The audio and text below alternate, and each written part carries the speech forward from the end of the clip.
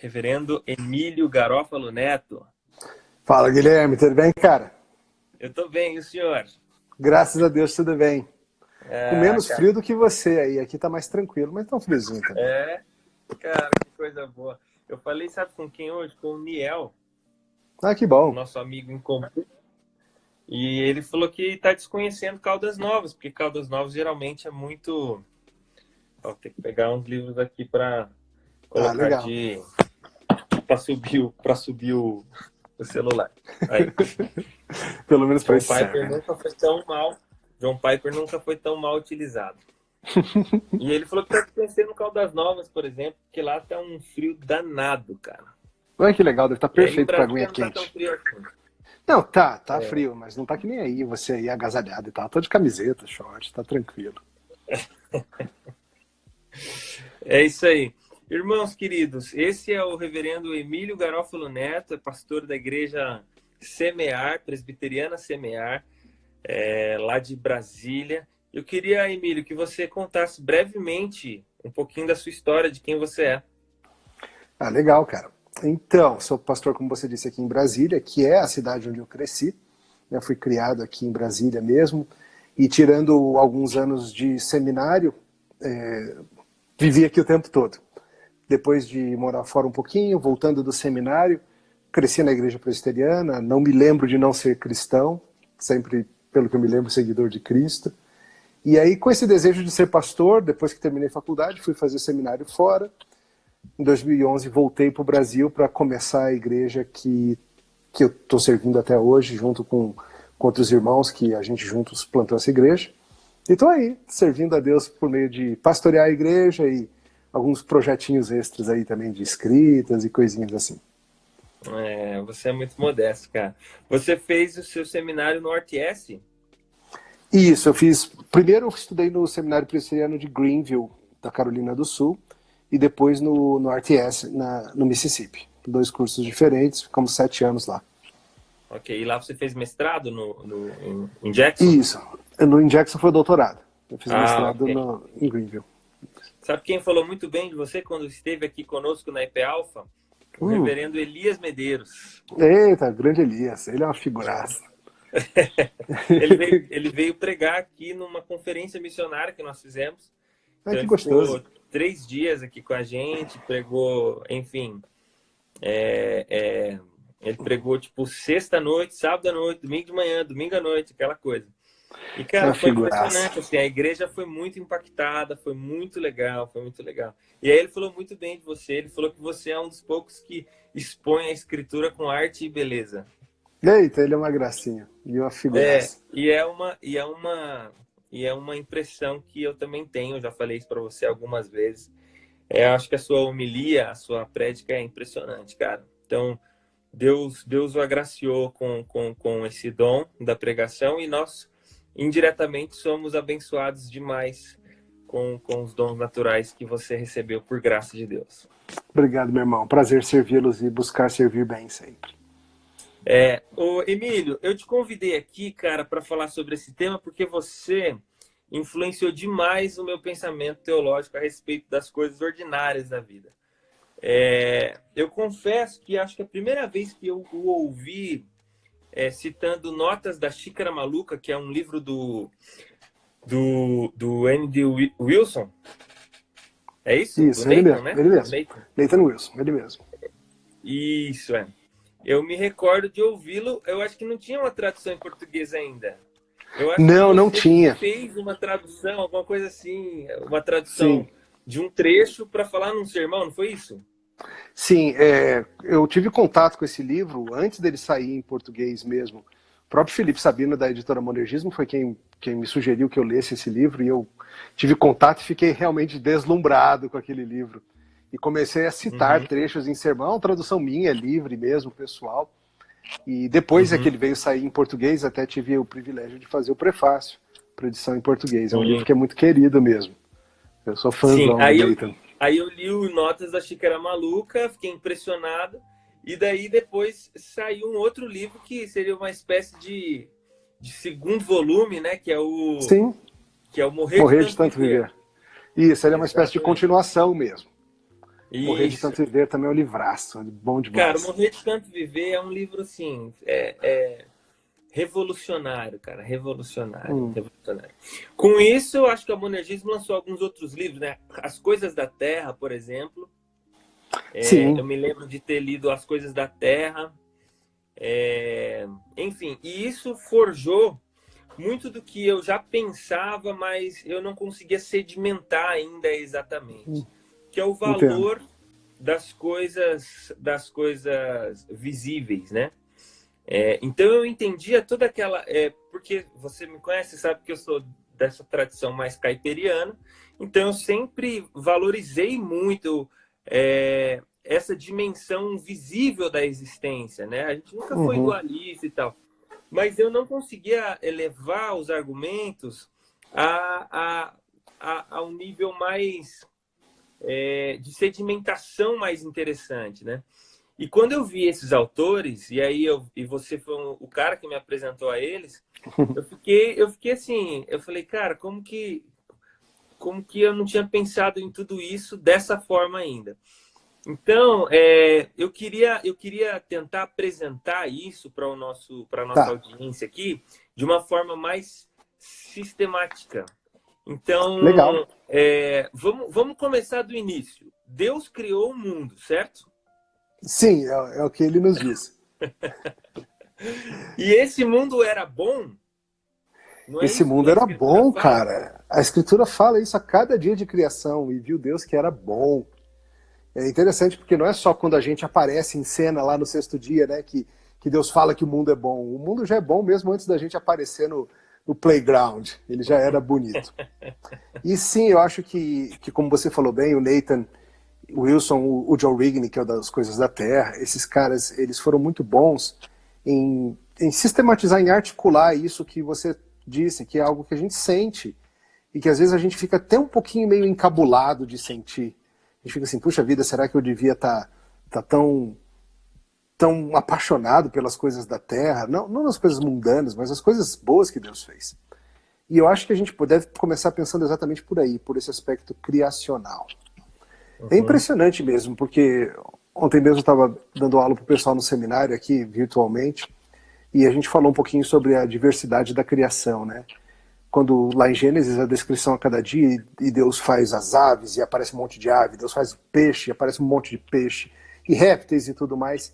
E a gente estava conversando sobre como Deus fez um mundo diverso. Deus podia ter feito, sei lá, uns 2 tipos de peixe, um grande e um pequeno, uns 3 tipos de ave, uns 3 mamíferos, assim, um pequenininho, um médio, um grande. Podia ter feito, assim, uns 2 tipos de passarinho, mas Deus quis fazer milhões de espécies de pássaros, de flores, de plantas, de tudo mais. Comida não precisava ter gosto, né? Podia ser só para Podia. subsistência. Ou podia ter sido assim, uma fonte de carboidrato, uma de proteína, uma de É. vitaminas e tal. Mas Ou ele não fez, precisaria nem de alimento, né? Podia ligar na rede elétrica e recarregar, né? sim, de alguma forma, você só de ficar no sol, alguma fotossíntese humana, alguma coisa assim, né? Uhum. Não precisava ter feito isso, mas ele fez isso. E assim, o Salmo 104, que é um belíssimo salmo em que o autor está refletindo acerca da glória da criação. É um salmo belíssimo. Se quem está vendo aí não está lembrando o que é, pega para ler depois e lê em voz alta, tá? Faz diferença esse. Lê em voz alta, lê escutando e fazendo as entonações lá. E o salmista chega um ponto que ele diz assim: que variedade, Senhor, nas tuas obras. Ele está dando a glória a Deus por causa da variedade. E é isso que a gente está falando. E eu acho, Guilherme, que isso tem a ver com olhar o mundo com olhos de criança, sabe? É uma coisa que o Nathan Wilson é muito bom em treinar a gente a fazer.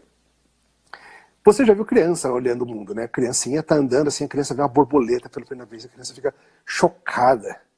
Ela olha assim e fala assim, isso é uma flor viva, que voa.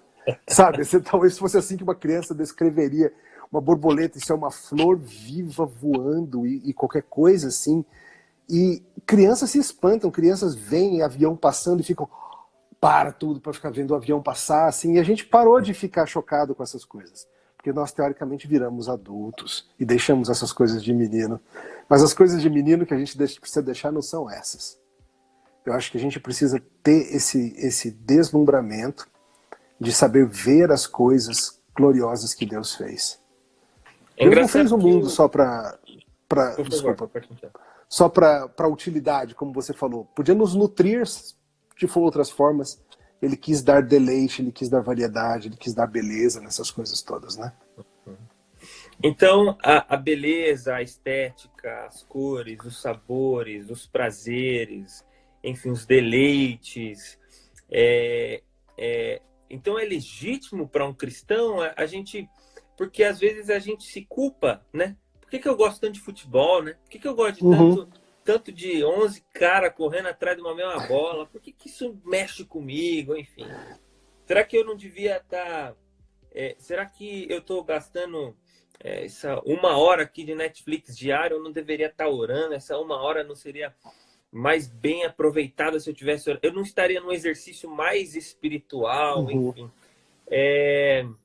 E ao mesmo tempo parece que quando a gente começa a entender tecnicamente as coisas, ao invés de a gente admirá-las mais, a gente quer tirar o criador da jogada, né? E aí a gente passa a admirar menos. É interessante como até o próprio Salomão articula isso, né, em Eclesiastes, né, que mais conhecimento, esse tipo de conhecimento nocivo, né, ele acumula dores, né?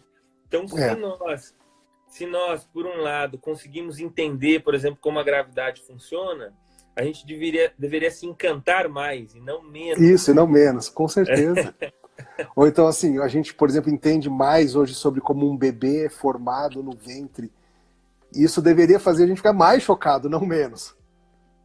O processo é tão complexo, é tão espetacular, isso deveria encher a gente de espanto, né? Com certeza. Que loucura, cara. Você vê, essa divisão que você estava falando, desculpa. Você estava falando dessa divisão, né?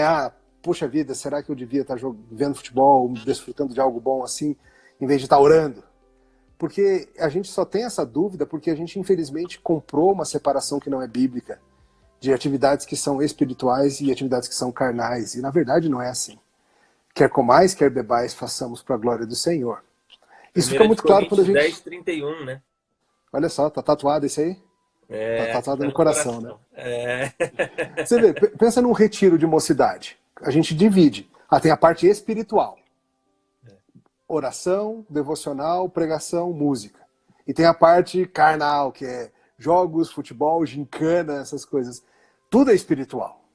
Todas elas são atividades espirituais. E todas elas devem ser feitas para a glória de Deus. Algumas são exercitando o corpo, correndo atrás de uma bola, ou fazendo brincadeiras de gincana, ou cantando ao Senhor, ou ouvindo a pregação.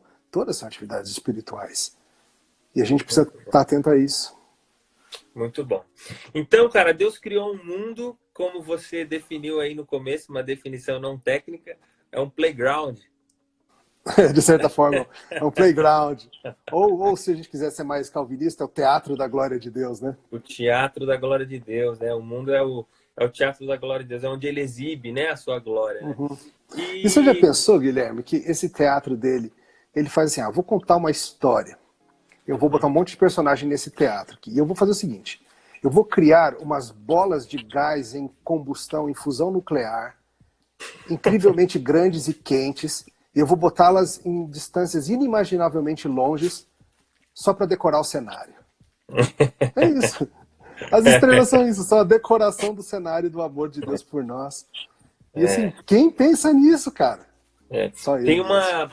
Sempre quando eu vou... Às vezes eu vou palestrar para ministérios de música, esse tipo de coisa.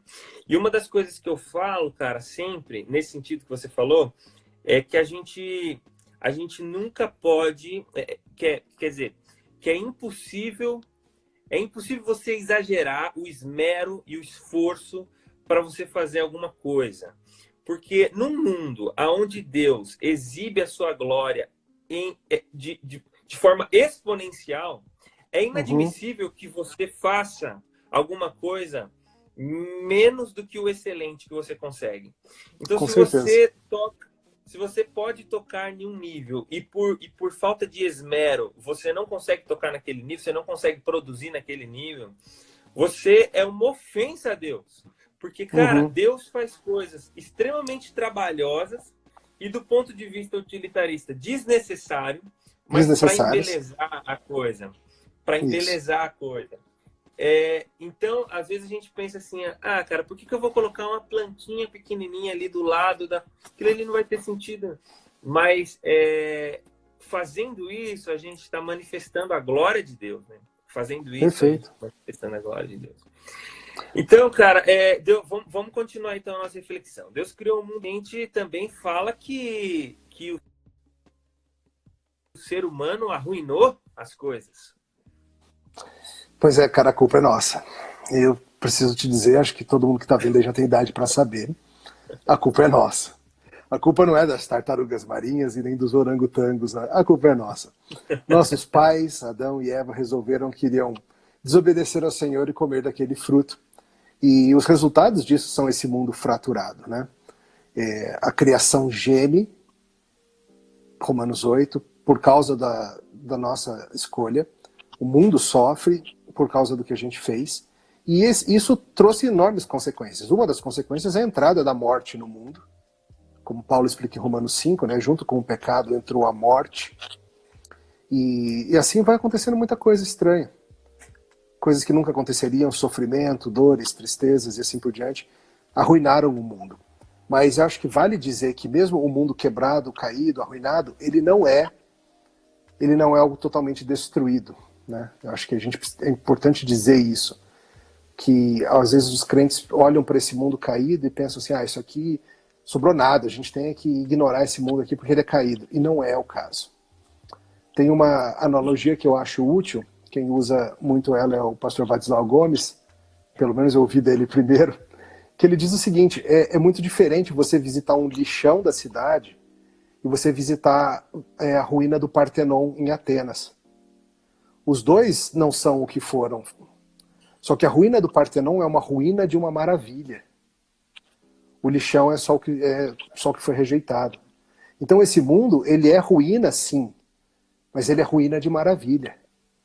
E apesar de estar arruinado, a gente consegue andar por aí e olhando com os olhos das escrituras, a gente consegue ver o que foi, a gente consegue ver o que deveria ter sido, a gente consegue, ainda que só na mente, recriar algo do que foi, do que será, no final das contas. Muito bom, cara. Então a gente vive num mundo híbrido, né? Ele é bom e ele é mau ao mesmo tempo. Ele é um mundo de sombras e é um mundo de luzes, é um mundo de cores e é um mundo cinza, é um mundo de dias ensolarados e um mundo de dias nublados. A gente vive, parece um misto de sentimento, de fato, né? Ao mesmo tempo que a gente vê os maiores tubarões do mundo em Galápagos e a gente fica impressionado com aquilo.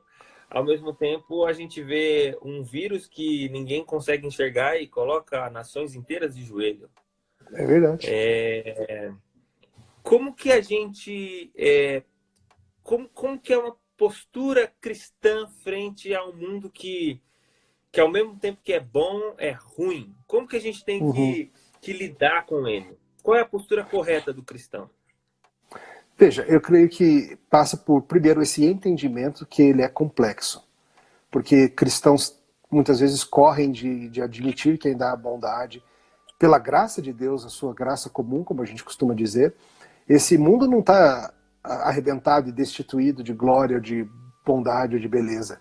E crentes não podem rejeitar isso. A gente tem que afirmar que tem muita coisa boa, bela, profunda, agradável, para desfrutar nesse mundo. Ao mesmo tempo, se a gente tratar esse mundo como se fosse a coisa em si, aquilo que o coração anseia de fato, nós faremos deste mundo ídolos, e os ídolos, seja quais forem, os ídolos dos prazeres do coração, da carne, dos olhos, do que for, são ídolos que vão quebrar nossos corações, vão partir nosso coração, porque eles não são o próprio Senhor. Então, é uma caminhada difícil, amando as coisas da terra, sem amá-las como se elas fossem o Criador. E aceitar as dádivas de Deus de forma que a gente ame mais quem as deu do que as dádivas em si. Deus dá coisas boas pra gente todos os dias. Todos os dias. Ele deu esse friozinho gostoso agora, tá sendo um bom refresco. Agora, se eu amar mais o friozinho do que quem me deu o friozinho, eu vou estar desperdiçando o friozinho, mesmo que eu esteja comendo caldo de mandioquinha, que nem você falou. A gente vai estar desperdiçando uma oportunidade de crescer em apreço por quem fez essas coisas. Muito bom, cara. Muito bom. Nesse sentido, você não acredita que às vezes a esquizofrenia dos cristãos em relação ao mundo, às vezes se dá por uma falta de uma hermenêutica correta de textos sagrados, quando, por exemplo, Paulo diz assim, pensai nas coisas que são do alto. E aí, talvez alguém não pode ler aquilo e pensar assim, ou então, eu preciso pensar apenas nas coisas que são transcendentes. Ou então, por exemplo, quando a gente lê na Bíblia assim, vocês são peregrinos, vocês são forasteiros, a pátria de vocês não é aqui.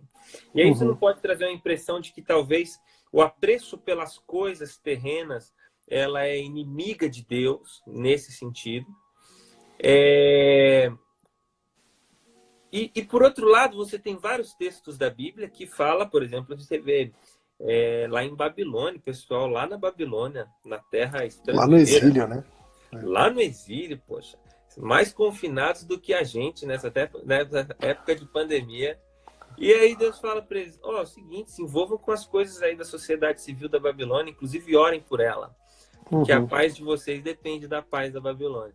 Então casa, planta jardim, enfim, vive aí a vida ordinária de vocês. Isso. Então, como que a gente consegue articular esses textos da Escritura? Perfeito. Por exemplo, pensar nas coisas do alto. O que são coisas do alto que Paulo está dizendo ali? Certo.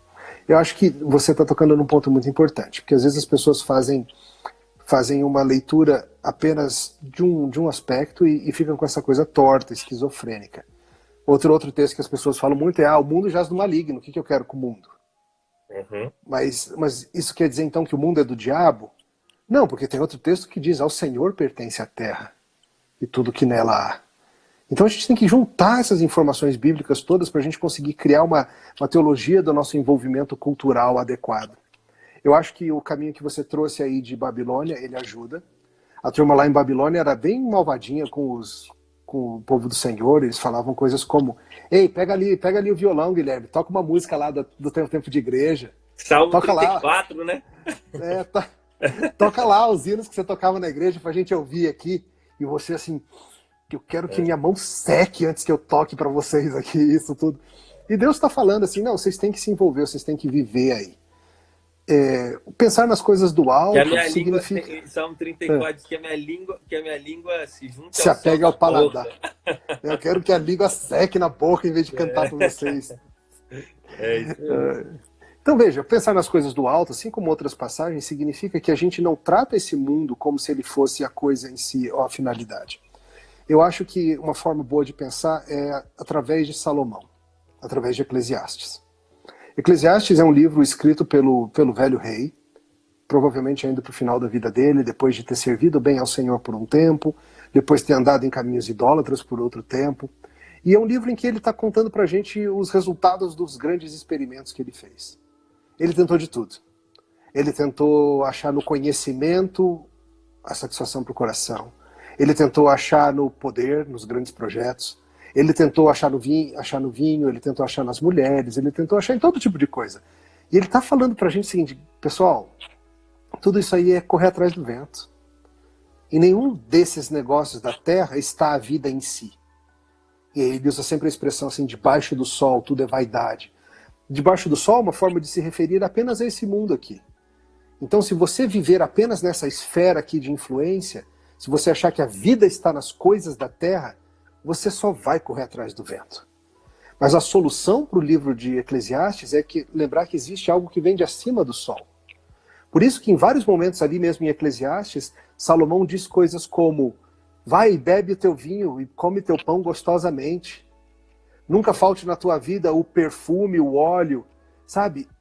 Ao mesmo tempo que ele está falando assim, a vida é frustrante, em vários momentos no livro ele para e fala assim, na perspectiva correta, desfrute do teu pão, desfrute da tua bebida, desfrute do perfume, da amada e todas essas coisas. Isso são bênçãos de Deus para a gente.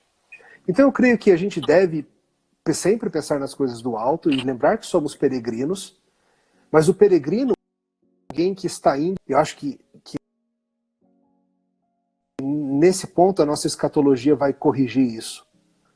A promessa que nós temos é de que nós viveremos na nova terra, que é a velha terra redimida. Do mesmo jeito que eu não vou viver como um ser espiritual tocando harpa em nuvem, mas esse corpo que Deus deu, que hoje é corruptível, que hoje envelhece, estraga, um dia ele será revestido de incorruptibilidade. E eu serei o mesmo Emílio eternamente em Cristo com esse corpo.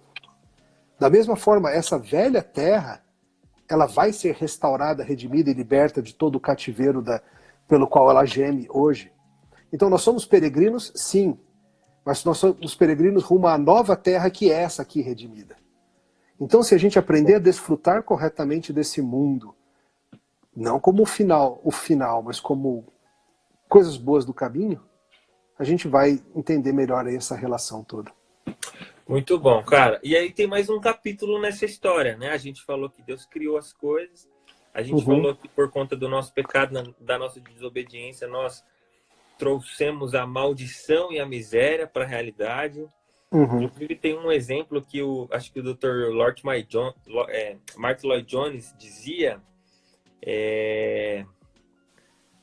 que por que lobos campestres uivam para seres humanos, né? Porque eles sabem que os seres somos humanos são os inimigos do Criador deles, né? Então, os seres humanos são os responsáveis por toda a miséria, essa miséria ontológica que o mundo se encontra. Mas nós temos aí na Escritura também a esperança de um próximo capítulo, né? Que ele está por vir, que, na verdade ele já começou, mas ele vai se concretizar de forma completa, que é o que nós chamamos na teologia de redenção, né? Então a gente fala da criação, fala da queda e a gente fala da redenção, que é a consumação final, né, de todas as coisas, né? E como que a esperança escatológica do fim pode moldar a forma como nós vivemos o hoje? Então fala um pouquinho para nós você já introduziu aí o assunto. Fala um pouquinho para nós da nossa esperança escatológica e como ela se relaciona com a nossa vida hoje. Legal. A gente começou a entrar no assunto, mas vamos explorar mais.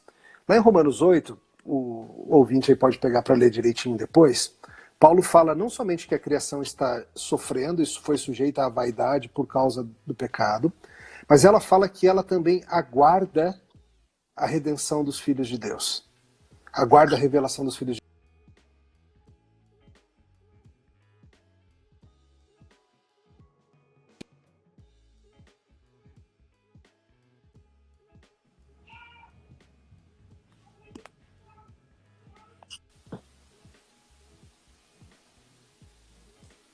Oi, deu uma paradinha. Vamos lá.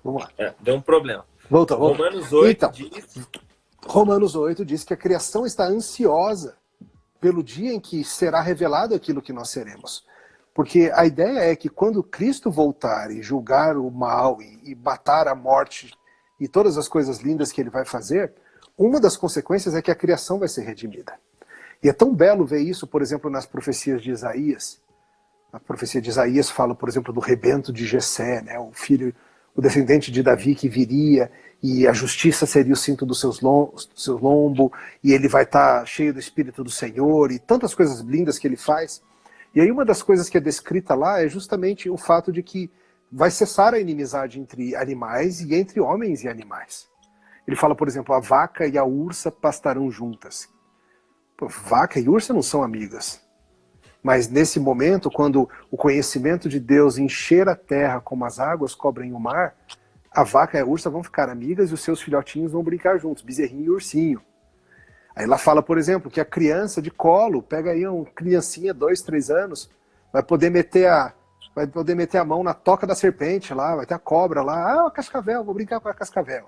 Aí a criança vai, pega o rabo da cascavel, brinca com o chocalho, faz tudo isso. Por quê? Porque a inimizade entre nós e a criação vai sumir, e a inimizade entre as partes da criação também vão sumir. E quando a gente tem isso em mente, a gente pode olhar para esse mundo ao nosso redor, não somente com os olhos de quem vê e fala assim, puxa vida, que mundo lindo que Deus fez, que pena que vai se perder tudo. Não é isso, que mundo lindo que Deus fez. Ele está sofrendo, mas um dia ele vai parar de sofrer também. Quando acabar essa história, quando Cristo voltar e inaugurar esse novo capítulo. E sabe, eu acho que isso tem que mudar também, Guilherme, a forma que a gente lida com a criação, enquanto esse dia não chega. É interessante que, por exemplo, o sábado no Antigo Testamento, que depois vira dia do Senhor no Novo, o sábado, ele não era apenas para o homem. Mas para a terra. Para a terra, havia tempos sabáticos para a terra e para os bichos. Né? Havia assim, ó, no sábado, não é pro, o teu boi não é para trabalhar nele não, deixa o boizão lá solto, tranquilo, pastando, fazendo o que ele quiser. Hoje ele não trabalha. Por quê? Porque no sábado Me permite só uma parte na sua fala? Sim. É que nessa quarentena, por motivo do isolamento social, a gente teve notícia de vários locais no mundo onde vários tipos de espécie voltaram a povoar locais que são hostis, né, por conta dos humanos. Sim. Então teve vários lugares que tinha macaco, tinha zebra. Que voltou. Exatamente. Nós somos então, o vírus. Isso é uma evidência, né? Nós somos o vírus. E, de certa forma é verdade. Somos nós que bagunçamos o mundo. Não é culpa dos macacos nem dos leopardos, nada do que se passa aqui. E um dia, quando o nosso pecado e suas consequências forem, por fim, removidas desse mundo, isso vai vir à tona. Enquanto esse dia não chega, assim como nós experimentamos prévias desse dia final, por exemplo, todo dia do Senhor, quando o povo de Deus se reúne, a gente está tendo uma prévia desse futuro, desse dia final. A gente poderia buscar formas também de nossos animais, por exemplo, experimentarem prévias desse descanso final. Eu lembro sempre de um provérbio que eu gosto muito, Provérbios 12:10, que diz assim, que o homem justo atenta para a vida do seu animal, mas o perverso, ele é cruel. O que significa isso? Que quem é aquele que foi renovado em Cristo, justificado e parte dessa nova criação, vai mostrar algo da vida futura, até mesmo da forma que ele cuida do seu bichinho. Seu gato, sua tartaruga, seu coelho, seja o que for que ele tem em casa. Sim. E talvez uma forma legal de você mostrar isso pro seu animal seja no dia do Senhor, assim como você está tendo prévias do futuro, sei lá, dá uma raçãozinha extra para ele, sai para um passeio extra. O ponto é, olhe para esse mundo não como algo que vai ser perdido, mas olhe para esse mundo como um Partenon ou uma ruína, que um dia Deus vai restaurar a uma glória superior ao que ela experimentou antes. E ela vai ser feita incorruptível, assim como nós seremos. E esse mundo vai ficar ainda mais lindão. Que coisa, cara, que coisa. Eu acho que isso muda tudo, a gente entender que a redenção ela não é apenas de caráter pessoal, mas cósmico, né? Porque às vezes a gente é tentado a olhar, por exemplo, para... O ser humano, acho que tem essa coisa de ficar se autocomiserando, de ser sempre a vítima da situação, né? Então a gente olha textos assim, por exemplo, de Apocalipse 20, né? E o tabernáculo de Deus estará com os homens, ele será o seu Deus e eles serão o seu povo. Lá não haverá mais choro nem dor, né? Porque as primeiras coisas já passaram, tudo se fez novo. A gente fica imaginando que essa redenção ela é de cunho pessoal, né? Então, olha só, Deus vai remover o nosso sofrimento. E não, né? É uma redenção cósmica. É muito mais amplo, Todo o cosmo está sendo redimido, né? Todo o cosmo está experimentando a bondade do rei, que a despeito de justo, ele é bom, né? E ele foi bom conosco, vindo a redimir isso. Ele não vai perder essa criação dele, não. Ele vai redimi-la. Muito bom, cara. Muito bom. Vamos dar alguns exemplos aqui e aí depois a gente já caminha para o final, né? Por exemplo, como o cristão, então, ele pode ouvir boa música? Ele pode ouvir boa música. Vem da mesma ideia de que pela graça comum, Deus deu dons para os seres humanos em várias áreas.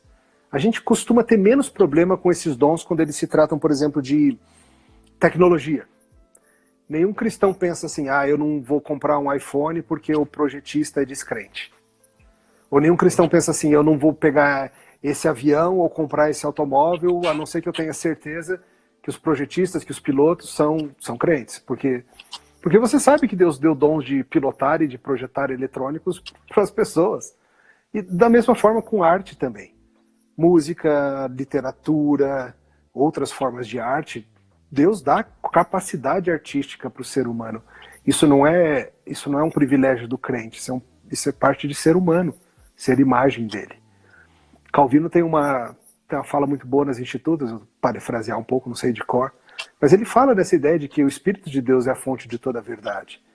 E no caso ele estava falando dos chamados autores profanos, que é uma forma de dizer descrentes, e ele estava falando que nós ofendemos o Espírito se nós nos recusarmos a reconhecer a verdade onde quer que ela esteja.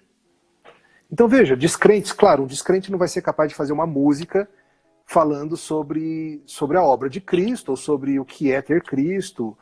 Por exemplo, um descrente nunca vai escrever uma música como Da Vida ao Melhor. Não tem como. Porque ele não entende aquilo. Não tem como. Mas um descrente, por exemplo, é capaz de fazer uma música descrevendo muito bem tantas outras experiências humanas. Como, por exemplo, o amor romântico, ou o amor para com o filho, ou a saudade, ou qualquer outra dessas muitas coisas que o ser humano, que é parte de sermos gente. E nós podemos sim desfrutar disso como fruto do trabalho humano e falar, olha só, essa música descreve muito bem o que eu estou sentindo nessa hora, mesmo tendo sido feita por um descrente. Assim como eu posso assistir um filme e ver, puxa vida, aquele personagem está passando pelo exato dilema que eu estou passando. E às vezes é um negócio que um diretor descrente, um roteirista descrente, atores descrentes, mas é uma crise humana e você pode se identificar com aquilo. Muito bom, cara. E para terminar, Emílio, eu queria que você falasse um pouquinho da utilidade da utilidade das coisas da Terra aqui para a nossa espiritualidade. Porque às vezes eu percebo que tem algumas pessoas que fazem bem essa relação, assim, sem culpa enfim, usufruem bastante das coisas da Terra e conseguem perceber alegria e deleite nisso e prazer nisso. Mas até um uso moderado de todas as coisas, não pecaminoso e tudo bem. Mas eu percebo que ainda existe um nível que se pode ainda mais elevado que se pode ter nessa relação de não apenas consumir as coisas, mas dessas coisas fazer bem para nós e contribuir para a nossa espiritualidade. Então eu queria que você, nessa sua última fala, que você desse uma palavra pastoral estimulando a gente a conhecer mais a criação, a consumir mais as coisas dessa terra, entendendo o papel espiritual que elas têm e como elas podem nos aproximar de Deus. Qual é que é o bem que elas produzem em nós, na nossa relação com Deus? Beleza. De fato, é um erro comum, o que a gente já falou, das pessoas que se recusam a desfrutar das coisas boas da terra, mas também é um erro você simplesmente estar ok, pode, e você não fazer daquilo um exercício espiritual. Então, sim, é a ideia de você, quando você for, por exemplo, fazer um passeio com sua família ou com seus amigos e for gostoso, for prazeroso, não trate aquilo como um mero passeio, trate aquilo como um exercício espiritual. E sabe, pare mesmo no meio do churrasco e agradeça a Deus, ainda que você esteja lá queimando o dedo no carvão quente, aquela confusão, mas dentro do seu coração, ora. Obrigado, Senhor, porque estou tendo esse momento tão gostoso. Sabe, acho que a gente precisa fazer da prática de ações de graças algo mais constante. A gente costuma ser grato a Deus pela salvação. Obrigado, Senhor, pela salvação. E tenho que ser grato mesmo. Mas sério, você agradece a Deus pelo café. E eu não digo agradecer genericamente, sim, obrigado, Senhor, porque eu tenho alimento enquanto muitos não têm. Isso é verdade. Mas sabe, mais do que isso. Obrigado, Senhor, pelo café. Obrigado porque um dia algum doido pensou.